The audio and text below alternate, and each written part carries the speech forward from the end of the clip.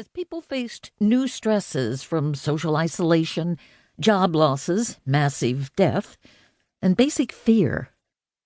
The pandemic made it abundantly clear that we need ways of preparing ourselves, emotionally and psychologically, for worst-case scenarios.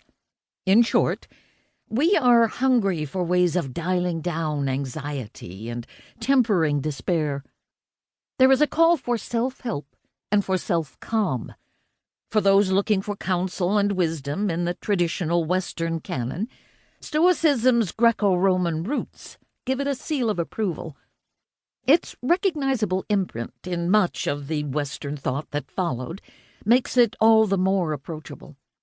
On top of that, it's a philosophy, at least the Roman school of Stoicism, that is and always has been not just contemplated but practiced. Its pivotal idea is not to get rid of self, as Zen Buddhism teaches, but to strengthen self-mastery, while still recognizing its limits. Practicing Stoicism was, for the ancients, and is now for so many moderns, a way to build resilience. Its methods are psychological, but also philosophical and normative, tied to living a life of virtue and character. The goal is inner strength, woven through and through with goodness rooted in reason.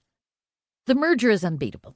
Ancient virtue ethics meets modern life management skills.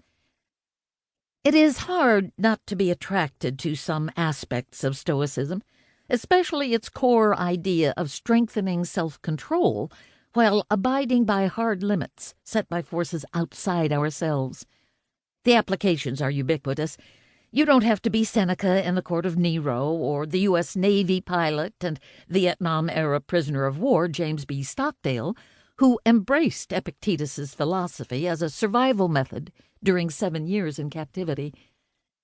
The challenges of pushing the boundaries of personal control are part of all of our lives, whether as a parent trying to figure out how to influence a grown child, yet worried that too much control will alienate, or as a life hacker wanting to beat death, while realizing that it's an inflated attachment to self that is probably driving the urge.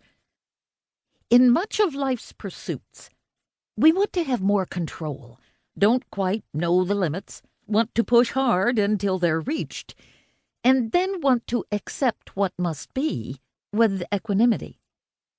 In short, we want control where we can have control, and want to accept limits in due course so we don't succumb to anger or crippling disappointment. We want to be masters of our fate, captains of our soul, to paraphrase the Stoic-inflected poem Invictus by English poet William Ernest Henley. But the challenge to the Stoics, both ancient and modern followers, is to figure out just what is subject to our mastery and finesse. If, as Stoics, we draw the boundaries too narrowly, Stoicism looks like a way of playing it safe, a way of being in charge, because so much is left beyond our will, in the hands of luck or the universe. If others draw the line for us, an appeal to Stoicism can overburden us as individuals and create a myth of an indomitable will that can and should do battle, whatever the conditions and systemic structures, however adverse. It leaves out the collective work of changing those systemic structures.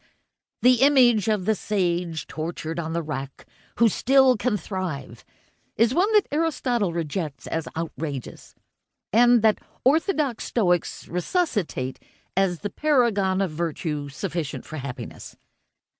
But most of us, and Stockdale certainly included, experience distress when we push against boundaries to no avail, or undermine the goodwill of those we're trying to influence. Unimpeded exercise of cultivated or natural abilities brings pleasure. The reverse is also true. We experience pain when, despite our best efforts, we are thwarted, even if we see growth opportunities down the line.